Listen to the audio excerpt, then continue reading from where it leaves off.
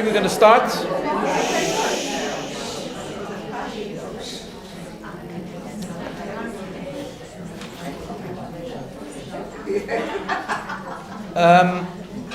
Welcome to week 6.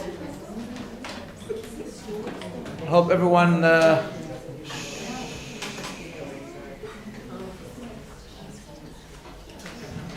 had a good Purim. It was nice to.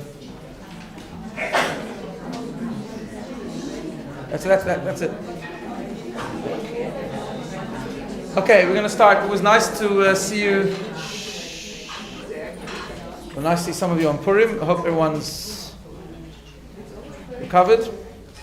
Now that Purim is over and all the various special events that we had, so I don't have any specific announcements today. Other than that, when Purim is finished, it means Pesach is coming. Don't mean to cause anyone level of anxiety, because we'll do that today.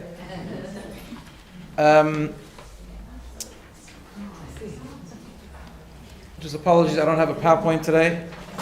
Just didn't work out for this week, but we'll come back off next week. Now, just a quick review from last week. We have a lot to cover today.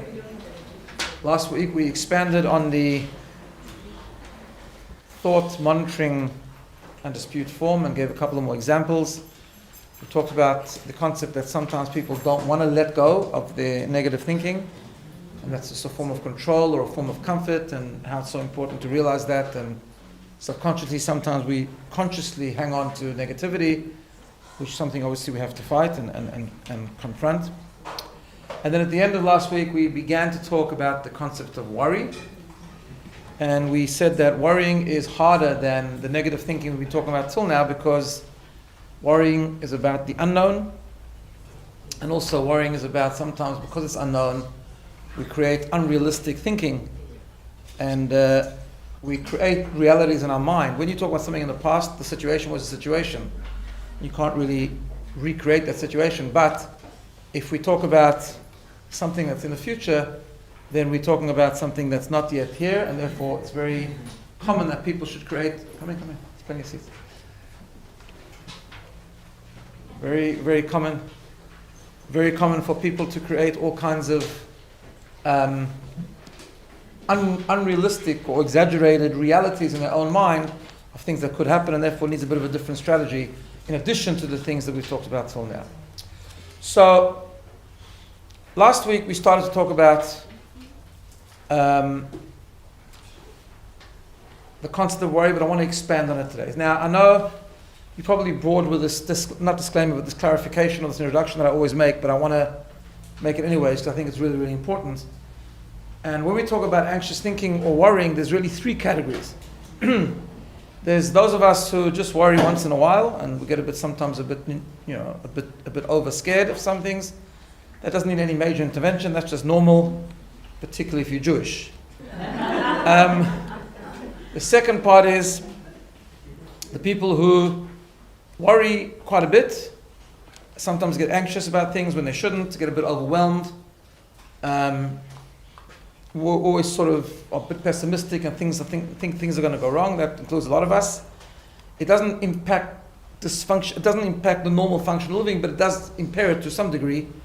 And that's really the focus of our discussion today. In other words, it's many of us are in that category, and I call that anxiety with a small a. But then the third thing to remember is that there's something called anxiety disorder, which is people that are plagued with anxiety and anxious thoughts, often leading to exaggerated physical symptoms, where to the point where it becomes hard to function in a normal way. That's anxiety with a big A, and although the stuff that we're going to discuss obviously contributes to that process, but it's not enough and it needs intervention. So I always make an introduction, but that's really, really important to raise that awareness. Also, what I want to actually also tackle today, and I'll do that in the course of the discussion, is the fact that this discussion is very, very timely. Things are evolving by the second in terms of the coronavirus. And I think my observation is that there's 3 kinds of people. There are people still in complete denial and think it's somewhat of a joke and not really happening, which is obviously untrue. It is happening. There are the second group of people which are cautious, but not concerned and being cautious, but not being over anxious, which is probably the healthiest place to be. And then there's the third people that just think that the world's coming to an end, and full of anxiety thoughts, anxious thoughts, and undesirable negative thinking, and so on and so forth. And it's important to discuss it a bit, and I'm going to get to later in the course of the discussion. I think it's important just to clarify. I'm going to give you what I believe the Jewish perspective is. I don't mean the Jewish perspective in terms of understanding why it's happening. I don't know, I'm not God. But in terms of how we should react to it, and so on and so forth. Okay. So part of what I'm going to do today is share with you ideas that come from chapter 6 in Sarah Edelman's book, which is the book of Change Your Thinking. And as we've been doing, also add the deeper level and try to give you a Jewish wisdom perspective from Jewish literature. So just as a means of introduction, just to clarify the terminology, although they're all interrelated, and that is that anxiety, fear, and worry are actually all different things, right? So anxiety really is a feeling of apprehension. It's a feeling of dread where you sort of tense up because of something that perceived that's going to happen. Fear is but something that might happen in the future. Fear is more a reaction to something that's more immediate. And worrying, of course, is what brings to a lot of this, right? Worrying about what you think can happen, which brings the feelings of anxiety. Now, that doesn't really matter, the terminology, because really it's all interrelated and kind of overlaps. So in her book, Sarah Edelman explains anxiety. She says, I'll just read you a couple of lines because it's important just to define it. And she says, anxiety is that feeling of apprehension and dread that comes with the perception that something bad might happen. Now, it's often accompanied by physical symptoms, such as increase in heartbeat, breathing rate, muscle tension, tightness in the chest, and sweating, right? While everyone feels anxious from time to time, some people experience frequent anxiety that affects their ability to do things, enjoy life, and feel safe in the world. Now, anxiety can come from all sorts of things. It can come from major things, from smaller things, sometimes running late for an appointment, having to confront someone about an unpleasant issue, or having to give a speech, are all situations that trigger anxiety, right? So it's not just big things. People get very anxious even if they have to present to 3 people. Or people get very anxious, they're running late to an appointment. All these things can actually trigger real symptoms of anxiety, which can actually be physiological, and doesn't mean you have anxiety disorder. It's just normal stuff. It's normal anxiety. Now, as she points out, and I said before, often the term anxiety is interchangeable with fear. It's not exactly the same thing, but it's obviously interrelated, and one brings the other, or one is related to the other. Now, the common threats that people are worried about, right? So things like physical safety, things like material well-being. Someone is faced with larger debt, or financial issue, or perceived financial issue. Some of that is happening now. People are worried about the economy and so on and so forth. Self-esteem has a lot to do with anxiety, as we'll soon see. Social safety, which also has to do with self-esteem, when we get anxious because we think people are disapproving of us. And psychological well-being, all of these things are really important. Now, the concept of anxiety, the human design of anxious thinking, is really in its source a good thing, meaning God created us with a little bit of to be prone to some anxious thinking, because actually it keeps us safe to a certain point, right? Which we know, the whole concept of anxious thinking is very, very much related to the fight or flight response that we have when we get really stressed, or we're scared of something, or we get anxious about something, which is really, really beneficial, right, when it comes to a real threat, real fear. So you're walking on the street and suddenly a car comes from nowhere and is threatening. People obviously get very anxious, and that triggers, or should trigger, hopefully, if it's done in a healthy way, it should trigger a response. A child is about to run into the street, you pull all these kind of things. These trigger anxious thought, even temporarily, but they're very good because that's what it was designed to do. It was designed to respond to imminent threats, which are real, proper threats, things that are threatening our safety, our emotional safety, our physical safety, whatever the case is. And that's the upside, that's the positive of the concept of anxiety, or that results in the flight or fight response. However, today, and putting aside current events, but just today normally, life has changed, right? We have less of those imminent threats that threaten us all the time. It's not like ancient times when people lived in in sort of farming or agricultural settings for the most part, and there was things of animals attacking, and the Talmud talks about bandits on the highway and all this kind of thing, where people today kind of live in a setting where we try to keep safe and we have mechanisms to keep us more or less safe. The problem is that what we've turned to today is perceived threats, and things like demanding customers, deadlines, coming on time to appointments, speaking in public, all these things. We've substituted real threats for these threats, and we're kind of using the same response, which is not what the response was designed for, right? So we're using the flight or fight response, we're using that anxiety, which is supposed to be positive, and positive in triggering us to take action and to do things which are important. And what we're doing is, we're using it for things which are perceived threats. And because they're perceived threats, they are often more prolonged, right?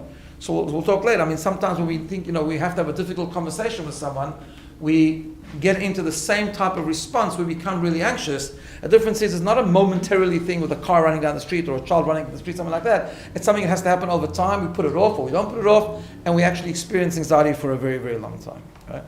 So to give you just a nice little example of a kind of thing which we do, and sometimes that interrelates with worry and perceived threats and things that we make up in our own mind. So she gives a nice little sort of anecdote which sort of highlights the concept, and also it highlights the counterproductiveness of worrying unnecessarily, right? It's a stupid little example, but it just brings out the point. So Stephen is a talented young design consultant who has been running his own business for nearly 10 years. Although the business is thriving, Stephen feels anxious much of the time. When he's busy, he worries that he might not be able to keep up with the demand for work, right? When he's not so busy, he worries he might not be able to continue generating work. So there's always something to worry about, right? Stephen also worries about his ability to meet deadlines, satisfy client expectations, compete with new large design companies, and retain the current premises. While Stephen is regarded as one of the top designers in the field, his anxiety makes it difficult for him to enjoy success and feel optimistic about the future. In other words, the concept of anxiety has nothing to do with reality, right? In other words, it's nothing to do with real lack of talent, right? Sometimes people get anxious about things that they are expected to do and they really can't do them. They maybe don't have the skill. But often that's untrue. People have the skill to do something. They might be very talented in a particular area. They might have within them everything it takes to make it work, and yet they're overly anxious about, is it going to work? Are the people going to show up? Are the people going to be happy? Am I going to be able to do this? And if it's not busy, then why is it not busy? Maybe I'm failing. Maybe it's not going to work out. Maybe my business is going to close. All these kind of things, right? It's all perceived stuff. That's why... See people nodding. That's why it works, right? No, you're making me anxious.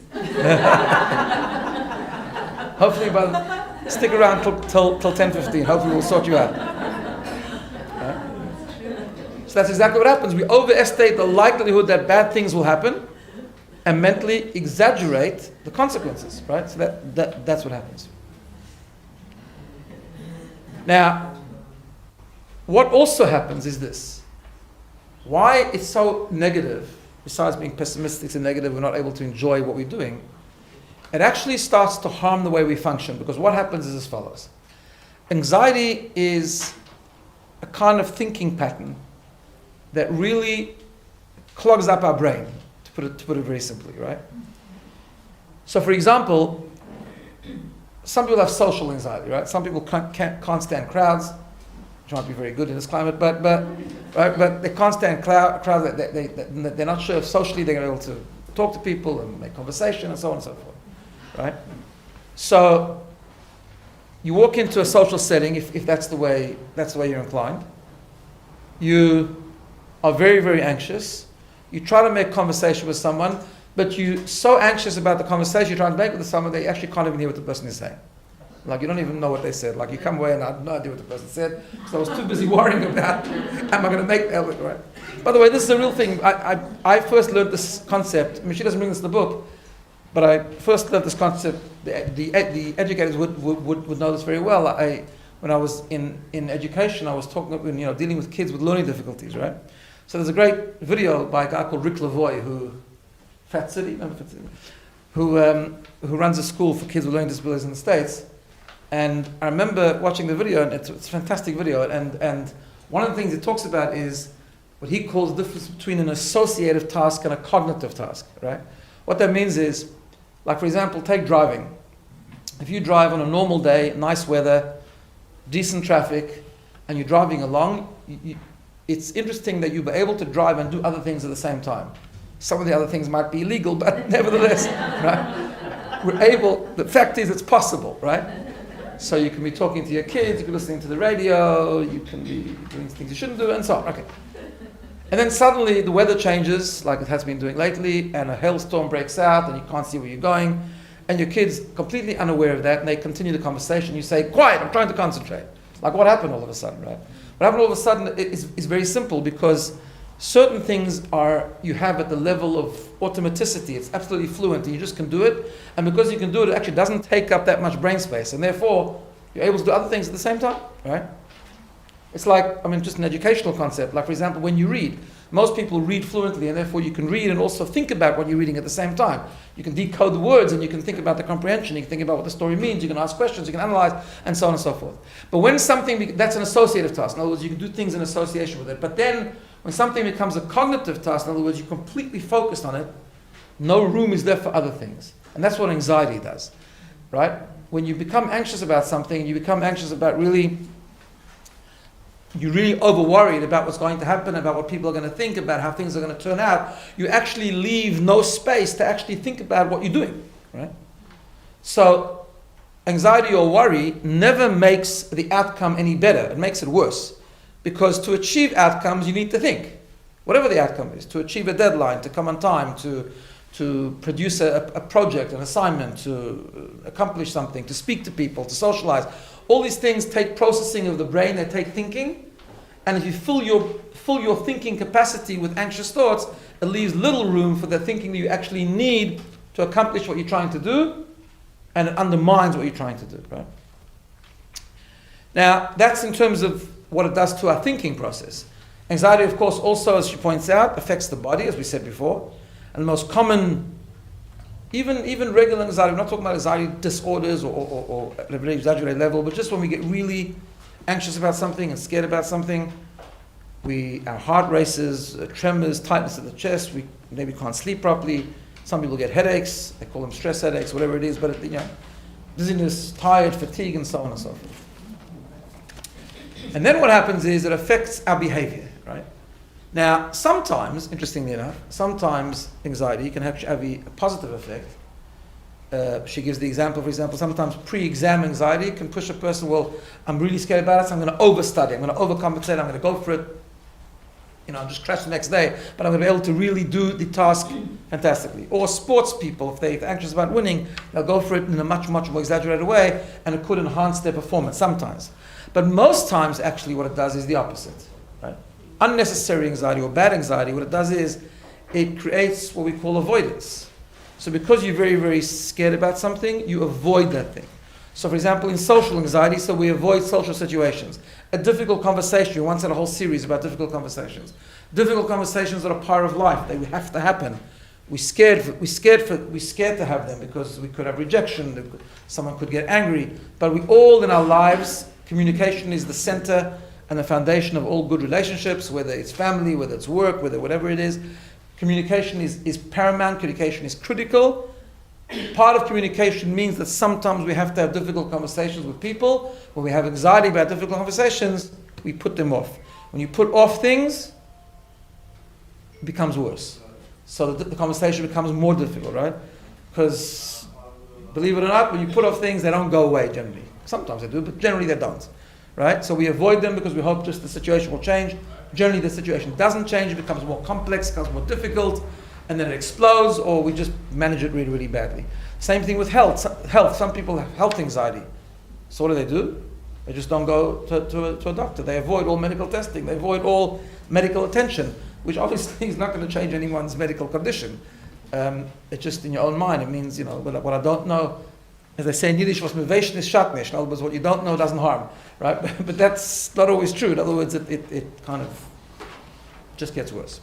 So it has really a very, very bad impact on the way we think, the way we feel, and the way we behave. Now, what brings anxiety, as we said before, is the concept of worry. Now, let's just try and unpack it a bit. So,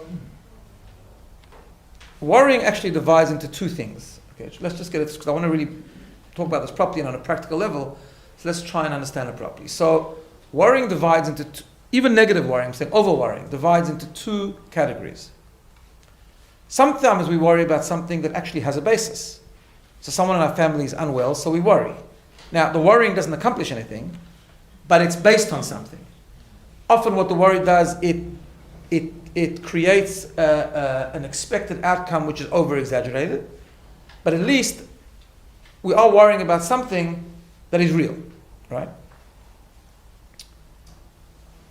As we'll talk a bit later, concern is good, as we spoke about last week, action is good, worrying is destructive and counterproductive, but the worrying is coming out of something which is not perceived, the worrying is coming out of something which is real. But then, there's type of worry which is really just imaginary threats, right? We get very pessimistic. We make things up and we over-dramatize them, right? And people just worry sometimes beyond any point where it'll provide any sort of advantage or benefit from worrying, right? Now, obviously, persistent worry can become a problem, all right? But we all do it to a certain level, even if it's before being determined or defined as a disorder. We all do this sometimes. For example, people will say, my boss didn't smile at me today.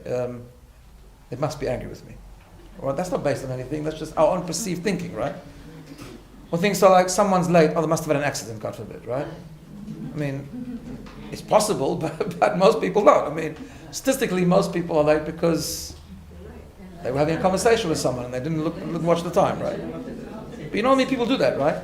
People think like, what if I fall over? Like they're worried I'm going to lose my job. The person has a stable job, everything's going fine, but they're always worried maybe they're going to lose their job. So they have no stability. They do have stability, their job is good. I mean, people do lose their job. Things happen. In other words, the things that we make up, it's not like they never happen. They do happen, but in this instance we make them up because statistically they mostly don't happen, right? And yet we do that. And people do this. And what if I get sick and can't work anymore and all that kind of stuff? Or what if I can't find a parking spot? No, that's real actually. That's a real worry.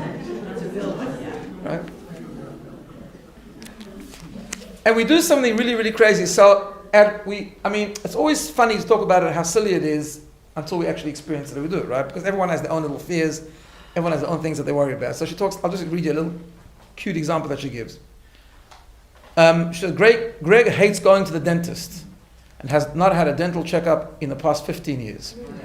Finally, under threat of divorce from his wife, Greg reluctantly agreed to.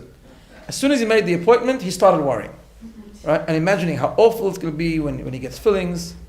It's going to be painful, he's going to faint, I don't know, right? He makes up this whole scenario in his mind. On the dreaded day, as he sat in the waiting room contemplating his fate, Greg's anxiety was intense. Indeed, the dental examination confirmed his worst fears. 2 cavities that needed a filling. So he was right to worry, right? Then suddenly, now while Greg did experience some discomfort during the procedure, the worst of it lasted for only 6 minutes, 60 seconds for the injections and 5 minutes for the drilling. Ironically, the anxiety that Greg experienced beforehand lasted for weeks and was far more distressing than the brief period of dental work, right? So it's a funny story, but we do this. We all do this. Like we worry about things that actually might have some basis, even in a fraction. We might experience some discomfort, but it's all over, and then we look back and we laugh like, what did I worry for? But we worry for weeks or days about something that's going to happen, or we perceive might happen. Really has no basis. It's not an impossibility, but it's, right? And yet, we keep worrying. Now, we'll talk about strategy in a minute, but just let's talk about one other aspect, one other cause for anxiety, which is a very, very big cause. She talks about it in that chapter as well, and it's a very, very important thing. And that's the excessive need for approval. A lot of worry. Now, when you go to a dentist, that's nothing to do with approval, that's got to do with fear of pain. But a lot of anxiety that we have is an excessive need for approval. We've talked about this concept of people pleasing, a lot of times, but this is a real thing. Wanting to be liked is a normal human trait. And that's reasonable. No one wants to be public enemy. Everyone wants to be liked. You want to be popular. In fact, it's a legitimate thing. The Pirkei Avot, I mentioned this before. Ethics of the Fathers tells us that we should do things that are pleasing to God and pleasing to people. In other words, we are social beings, we are people that interact with each other. Relationships is the basis of human experience, and therefore it is normal to do things that other people find acceptable. It's normal to act in a way where other people find you tasteful and normal, but that's just a hardwired need and tendency that we all have. The problem, however, is that most of us take it to a level where it becomes negative, and we start to stress out about what's going to happen if we do things that other people won't approve of, right? Which is the basis of lots of anxiety. It's a basis of performing in public. It's a basis of social interactions, a basis of difficult conversations. All these things comes down to this concept of what happens if they think I'm a failure? What happens if they get angry with me? What happens if they don't like me anymore? What happens if they tell other people and they ruin my reputation? All of these things become the basis of real worry, to the point where it becomes a cause for anxiety. And that's a real thing. Certain people, to the point where certain people get almost panic attacks.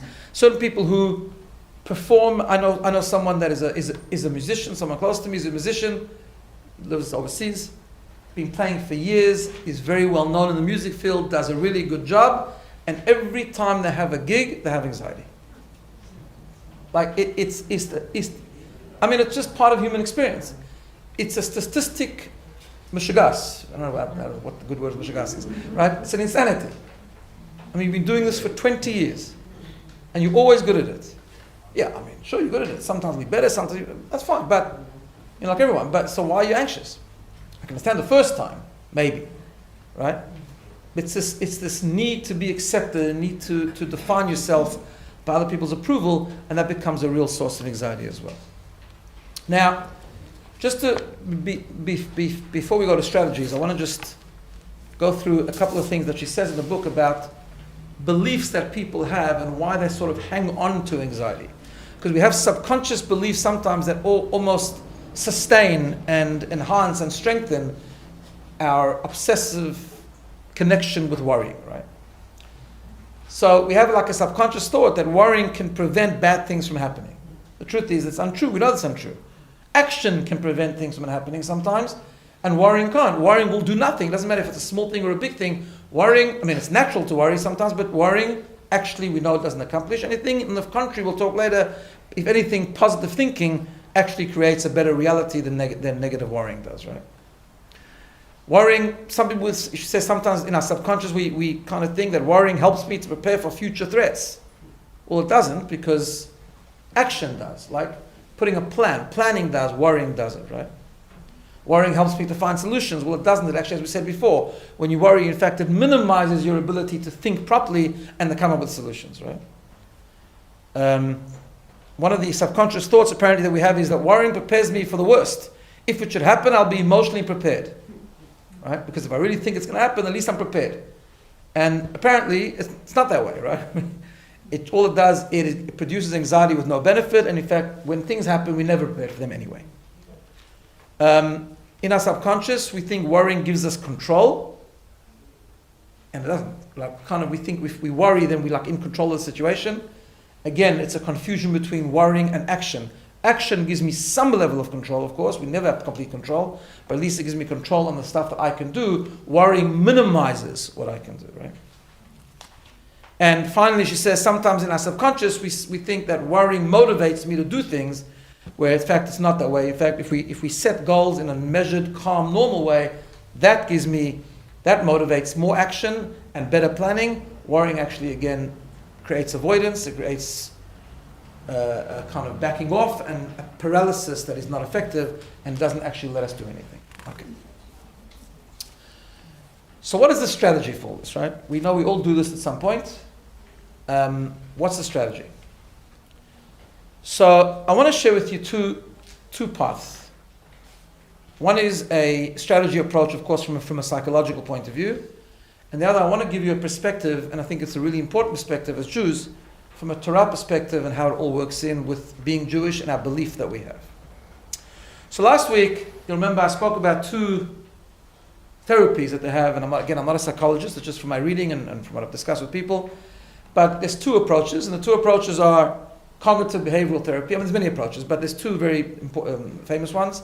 CBT, which is cognitive behavioral therapy, which really involves the things we've been talking about till now, which is we have beliefs, we have thoughts, we have to learn to dispute those beliefs, we have to learn to reinterpret the situations, argue with the way we're thinking and try change our thinking. Hence the name of the book, Change Your Thinking.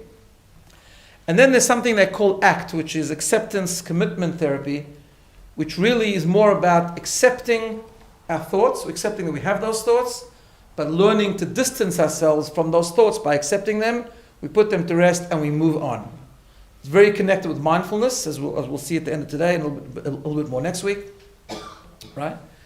And they're two somewhat different therapies. They both work, they're both good. I believe, however, and especially from a Jewish perspective and what we read about in the Talmud and Ethics of the Fathers and the books of Musar and Hasidic philosophy, that actually depends what the worry comes from. And I think that's why it's really important, right? So I think like this, that when worries are based on a belief, okay, this is why I want to try and separate it from a psychological point of view. When worry is based on a belief, which often it is, then the real way to do this is CBT. It's the real way to do it is to dispute our thinking. We need to dispute those beliefs. Just like we did when we were talking about things that happened in the past. Right? So just like we talked about someone cuts us off and therefore we have a belief that everything should always go wrong, everything should always go right, and that people should never drive recklessly and so on and so forth, and that things don't happen for a reason and I've lost my thing and have no purpose and the waste of a day. And we learned that in order to deal with that you have to dispute all those beliefs on a conscious level, on a logical level, on a deeper level, a spiritual level, and so on and so forth. The same thing is true with worrying in the future. If the worry or the exaggerated perception of what's going to happen is based on a real belief, which often it is, then the belief has to be disputed. So let me give you an example. Right? So we talked about before that a lot of worry comes from the obsession of seeking approval from others. Right? Now, seeking approval from others is actually based on a belief. Correct? It's based on a belief. What's the belief? The belief is that my definition, as we've talked about many, many times, that my identity depends on the outside world. If I'm a success or a failure, if I am good or bad, because I have such a low self-perception, so therefore my belief system is that who I am in society depends on what you think about me. Okay? Now that's a real belief. Otherwise, if we didn't think that way, we wouldn't seek the approval at such an obsessive level. Now, if it's at a legitimate level, at a reasonable level, so we're seeking approval, that's just to live functionally, and that's a normal aspiration. That's normal. That's good. That's positive. So I do things that are normal. I have some inhibitions. I have some tact. Right? I've said this before. There's a very, very big difference about obsessing about what other people think about us and just being tactful. Tactless people are not fun to be around. So it's okay to be tactful and to have healthy relationships in that way. But the obsession of seeking the approval of others is based on a belief. And therefore, based on that, but we have to, if we have anxiety that way, one of the ways to deal with that is, yes, we can accept it, we can live in the moment, all those things, but we also have to include disputing that belief. And we have to go through the whole process, just like we went through the process of the thought monitoring dispute form. We actually have to go through the process of understanding, first of all, acknowledging what that belief is, and then working through a process where we dispute it. Now, disputing that belief is very simple. I mean, it's not simple to put it in place, but it's a simple concept. We just have to turn it all around. It's the things we've been talking about the outside-in model or the inside-out model. Who are we? It's about acknowledging that we have intrinsic self-worth. It's about acknowledging that our worth is not based on what people think, nor is it based on the temporary failures that we go through. Right? Who we are as human beings is intrinsic. Who we are as human beings is our internal value. And therefore, believe it or not, if I'm late to the appointment, number one, first of all, it doesn't define me. Number two, the belief that I have that everyone's going to think I'm bad is also untrue. Right? Now, sometimes it is true. Sometimes people will dislike me or will disapprove. But that also doesn't matter. That's a belief I also have to dispute. In other words, sometimes I believe that people will want to prove or will define me by my failures is just stupid. Because they won't. Right? If you're generally a punctual person, you show up one day late to the specialist, they're not going to think you're a terrible person, right? Because no one judges you by one silly mistake, hopefully. Maybe some people do, but it doesn't matter. But most people don't, right? They'll understand. If you're reasonable, you say, I'm sorry, I really am sorry. You call ahead, whatever the case is, no reason to stress. But even if it is like that, even if people will criticize you, and even if people will define you by what you just did, or how you failed, or how you messed up, the belief that we have to dispute is that that doesn't define us. We are not defined by our failures. Our failures are not things which define us. Our failures are things that are put there for us to learn from and to do better in the future. It's a belief also we have to dispute, understand things in context, that their failures only were temporary. That particular mess up was a blip and it was a certain thing that came in a certain time. But we can always learn from it, we can always improve, and we'll regain traction even better. If we learn from our failures, we come back even stronger, right? So those beliefs, and a lot of anxiety comes from that. A lot of anxiety comes from a belief about what people are going to say, think, or define me by. And that's a belief, that's an example of a worry that's based on a belief, and that's a belief that we really have to dispute, right? Sometimes a worry is also based on something. For example, if someone is unwell, right? So those kind of thoughts that she talked about before, about believing if I worry, I really need to worry because there is a legitimate threat. And it might be true, there might be a legitimate threat. But that's also a belief that we have to dispute, that worrying isn't going to do anything. On the contrary, if we don't worry and we keep calm, we'll do better for ourselves and for the people around us, and for the people that we're trying to help. So what I'm saying is that sometimes we have this concept that worrying is based on a belief, or worrying is based on some sort of legitimate source, and it's those times where we actually have to sit down, number one, acknowledge what our belief system is. That's very important. Not just dispute our beliefs. We first have to actually understand what our belief is. We have to really think, why am I so stressed? Because I have to talk to 3 people. Why am I thinking about this for 3 weeks before it has to happen? Why am I feeling those physical symptoms? What's giving me that anxiety? And to acknowledge that the belief that is triggering that anxiety is the belief that I'm completely dependent on other people's approval. Right? That's a belief. And that belief, then once we acknowledge that the belief exists, and we acknowledge that belief has to do with the way we view ourselves and the lack of self-esteem and the lack of healthy perception and so on and so forth, then we actually have to, and sometimes it's even really good to do it on a piece of paper, to actually write it down and to dispute that on paper, that it is completely untrue, to acknowledge the soul, to do all the things that we've talked about so many times, about the layers of the soul, and the core of the soul, that is pure and always remains good, and so on and so forth, and that failures are there to learn from, and failures are a tool of growth, and so on and so forth, even if it does happen that way, even if it does play out that way. So those are worries based on a belief, and those beliefs have to be disputed. However, when worries are not based on a belief, right? They're just intrusive thoughts that are just because I'm prone to anxious thinking, which often is the case. For example, the example we gave before about worrying for 3 months before you get into a dentist chair, right? That's not based on any belief, because any sane, normal person knows that even if it hurts for 2 minutes, it's only going to be 2 minutes, right? And every sane person knows that people routinely go to a dentist, and the last I checked the statistics, everyone comes out alive. Right? And everyone smiles afterwards as soon as the numbness disappears, right? So there's no basis to that belief. There's nothing to dispute, right? And that's just an example. But the truth is, a lot of our worries come from that. Everyone knows that if someone's late, like we said before, it's because they're probably schmoozing with someone. Is there a 0.001% that something terrible happened? Of course. But everyone knows that's not a logical thing. There's nothing to dispute there, right? I don't have any internal belief that is triggering that anxiety. So there's nothing to dispute. You follow? If there's nothing to dispute, then I've got to go the other route. And the other route is, number one, living in the moment and learning to accept those thoughts and distance ourselves with it. I mentioned this very briefly last week, but you remember when we did this series based on Russ Harris's book, he gave that beautiful example of someone driving a bus, and he's got passengers that are making noise and distracting him, right? And he can't chuck them off the bus. But they're not him. He's the driver. He's in control. So what the driver has to learn to do is just accept that they're there and not focus on them. Accept that they're there, focus on the road, right? So what we need to do when we have anxious thinking or worrying that is not based on a belief, we have to actually accept that it's there, but accept that it's there as a stranger. You see, when we worry When we have worries that are based on a belief, that belief is us. So therefore we have to dispute it. When we have thoughts that actually are not based on any belief, we need to look at them as strange thoughts, foreign thoughts, things that are intruding into our normal functioning behavior.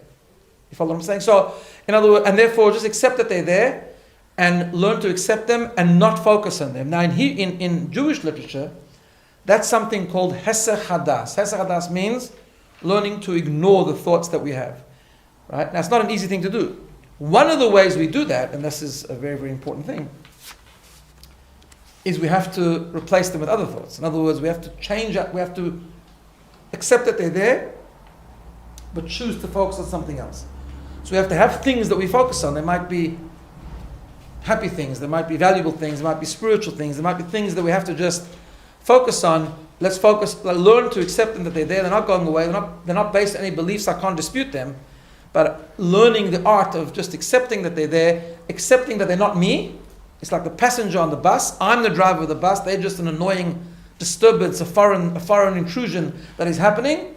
And I'm going to choose to ignore them, but I'm going to choose to focus on something else.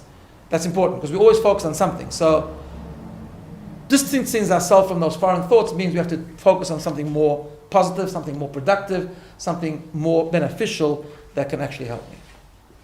Okay. So those are those two strategies. I wanted to make that differentiation between worrying that's based on a belief and worrying that isn't based on a belief. Now let's take this to a whole other thing, and I want to just talk about this for a little bit and also connect it with what's going on now. I think it's important. So from a Jewish point of view, there's a topic which I've talked about before, but it's really important, I think, to bring it up now again. It's not an easy topic. Okay? Now I want to just make an introduction. Sometimes Jewish thinking expects from us almost things to believe in, to absorb, to internalize, which are not necessarily easy, right? But the rule goes like this. The difficulty in a theory doesn't disprove the theory. Follow? It's a hard thing to accept. In other words, something that is very difficult to take on board doesn't take away from the legitimacy of the concept, right? It just means that we might find it difficult, and that's fine. And means we don't get it always right, which is also fine. We're all human beings. We're all imperfect. So what I'm talking about is a very famous idea. It's two words, which we've talked about before, but and they're different, but they're always set together. And it's the concept we call emunah and bitachon. Okay. Yeah, can I just ask you to press that thing? Just getting stuff here. Thanks. All right. That's great. That's good. Thanks. Emunah and bitachon. They're very, very different. Now the rule goes like this. Emunah means faith, bitachon means trust. Okay. By the way, bitachon cannot happen without emunah. Emunah can happen without bitachon. Let me explain what I mean. So bitachon is the essential faith that we have in God. Now, by definition, emunah means believing in something that we don't understand, not that we do understand. Okay? Because often people say, well, it doesn't make any sense to me, so I can't believe in it. That's exactly the point. If you understood it, you wouldn't have to believe in it, right? So the basis of Judaism, as difficult it is sometimes, and it is very difficult sometimes, we all go through our patches of questioning and difficulty, but the reality is that the foundation of Judaism is Shema Yisrael Hashem Elokeinu Hashem Echad. It's the belief in God. Belief in God means that He is above our logic, He transcends human understanding, and therefore it leads and it motivates us to accept things that are difficult to accept. Accept things that we specifically don't understand, nor should we understand, nor should we even seek the answers. Right? I had this discussion many times with people where they asked me, as a rabbi, I suppose, Rabbi, how can you explain this? I said, no, I can't. And if I did, it would be insulting to you. Because you're going through a tragedy, you're going through challenging times. How can I try and rationalize it? I don't want to understand it. God doesn't want us to understand it either. But I can only try and help you give it meaning or accept it and tap into the faith, which I believe we all have deep down, sometimes harder to access than others, right? So that's what emunah means. And normally emunah is more on the past than it is on the future. In other words, once things have happened, things that don't make sense, things that transcend our logic, either personally or collectively, we try to tap into the strength of our emunah. We try to just believe that there's something higher than us, there's a bigger picture, we don't know what it is, nor should we, and accept it and believe. Okay. Then that becomes a base of something which is called bitachon. Bitachon is even much more difficult than emunah.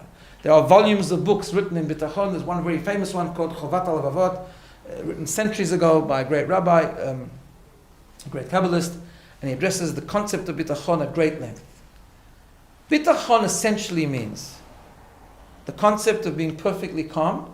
Now, this is bitachon at its ultimate level. None of us have reached this level, I believe, unless it's something I don't know about you that maybe you want to tell me. But, right, bitachon is very hard. It's a process.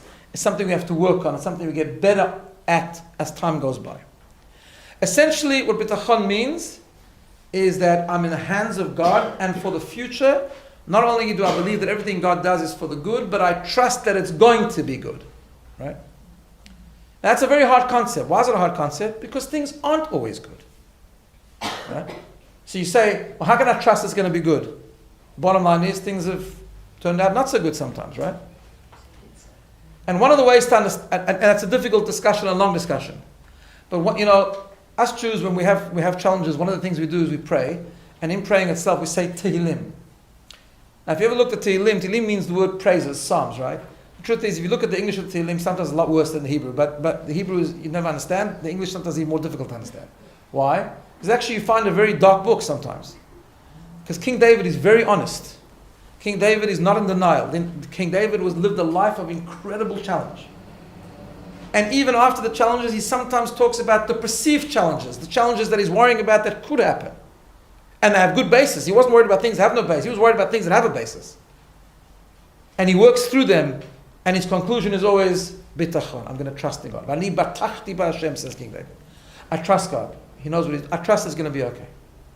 If whatever reason doesn't turn okay, then we have to access emunah. But why does that happen? Why does that work? Why is it so powerful?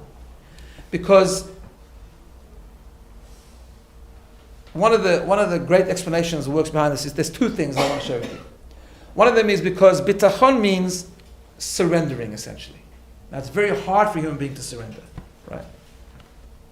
Because the question has been asked, how can we trust things are going to be good? Maybe I don't deserve it. Maybe. Who says God wants to be good, right? And the answer is that the very act, King David in fact says this in Tehillim. He says, "V'haboteach b'Hashem chesed yisovavenu." The more bitachon that we have, the more kindness we'll get, because when I surrender to God, I'm exiting my confines, I'm exiting my limitations, and I'm saying, God, I'm now going to your world. And you're infinite, you can change things around, you can do whatever you want. Right? That's number one. Number two, bitachon, now this what I'm about to share with you is now believed in many, many disciplines, but it was always an ancient Jewish idea that positive thinking brings positivity. Right? Now I must put a very quick word of caution here. Sometimes we get anxious because we can't get to bitachon. And that doesn't help either, right? Bitachon is hard. We can only try. We can just try focus. We can try be positive. We can try do things that are positive. We can try think positively. Are we perfect at it? No, none of us are, because it's a very, very difficult thing. In fact, it's one of life's experiences, one of life's missions to get to a level of bitachon. We get better at it, sometimes worse at it, but we need to work at it, because positive thinking brings positivity. Not only is worrying not productive, worrying is negative sometimes. Right? Now we're all human beings, we all worry, especially about big things, but the more we can think positively, as the Tzemach Tzedek, one of the great Hasidic rabbis, once said a very famous line, he said, Trach gut vet sein gut. He said, think good and it will be good. Right? It is hard, but we can definitely work on it. Now, in Judaism we have this concept that bitachon is it's not an escape. Okay, that's a very, very important thing. Because we have two words that go together. We often talk about the concept of bitachon and hishtadlut. Hishtadlut means God wants us to do what we need to do in the natural world, right? So if someone, God forbid, is unwell, we don't say, well, I've got bitachon, everything's going to be okay, and you don't go to a doctor. No, that's ridiculous, obviously, right? That's stupid, and that's not what God wants us to do. So what we are trained to do is, we need to do our job, and God hopefully will do His job, right? In other words, we need to do what we need to do, because as I said last week, caution is good, worrying isn't good. So caution brings hishtadlut. Caution brings us to do what we're supposed to do, right? And then once we've done what we're supposed to do, that's what bitachon picks him. So listen, I've done my job, now I'll leave it up to you. In other words, ideally, in the ideal world of bitachon, what it means is, I'm concerned enough or cautious enough to do what I need to do, and then I stop worrying completely because I've done what I need to do, and I give it over to God, and I have positive thinking, and I trust everything's going to turn out okay. Again, that's at its ideal level. That's what we need to work on. So I want to just use that for a bit now, and that's very, very much part of all areas of worry. I want to just spend the last 5 minutes by if I can just go maybe a minute over time. That clock is actually 2 minutes fast. So I just think hope that's okay. I like to be punctual, but look, I think this is a really important discussion, and we ran out of time a little bit. So the world is at the moment in a very uneasy spot. People are, and it's changing every minute, and I'm not a doctor, but I'm just going to share with you what I believe is the right perspective and the right path forward, right? People are uneasy. It's two things. It's a health scare and an economic scare, which stress, though both things can stress everyone out, right? I have no doubt that levels of anxiety are going to rise. I have no doubt that mental health issues will become a bigger issue in the next couple of weeks. That is for sure, because people who anyway is prone to worrying are going to worry more. It's a very uneasy thing. People's plans are being changed, travel plans are being changed, everything's being changed. We don't know what's happening the next day. It's an evolving thing, and therefore it's very, very natural for all of us to worry, or at least for someone to worry. So I think we need to talk about this concept we just talked about before, about bitachon and hishtadlut. I think the following. I think that number one, obviously we cannot shut down the whole society. I mean, Italy did, but it's hard to do, and obviously we need to prevent that if we can. On the other hand, we need to know that this is a reality, right? This is happening. Why it's happening, no one knows. Why God is allowing this to happen, it's a question I cannot answer. I don't have any connections up there. I'm just like you. We don't know, and we don't need to know necessarily, right? So I think being in denial and just pretending like it's not going to happen, it's not going to, hit Italy but it won't hit us kind of thing is silly. We need to be cautious, right? Also, I think it's important to understand, and I think again from my medical reading, I'm not a doctor, even people who are healthy and really aren't in very, very great risk of anything dangerous happening to them, but we also as a society have a responsibility to other people. And there's a fraction of the society that are higher risk, whether it's people with respiratory problems or age, whatever the case is, and we have an achrayut, we have a responsibility, not only for ourselves, to protect ourselves, we have a responsibility as much as we can to protect others, right? So but we don't know the bigger picture, we don't know exactly what's going to happen. But I think from a Jewish point of view, as I said before, we need to do what we need to do, and then instill hope, and instill bitachon, and try as much as we can to be positive, to go functional living as much as possible, and so on and so forth. And to date, I think, if you look around the guidelines that we have, I mean, the Torah's perspective is, when something like this happens, you follow mainstream medical opinion. Obviously, there's different opinions, and everyone thinks differently, but I mean, generally speaking, we're all getting the same messages. I think basic hygiene is really important. Washing our hands more often is very important. I, for one, I thought about it this morning, I'm going to stop shaking people's hands. I don't shake half the population's hands anyway, so it doesn't matter. So it's just the other half. It's just the other half to worry about for me. So, right?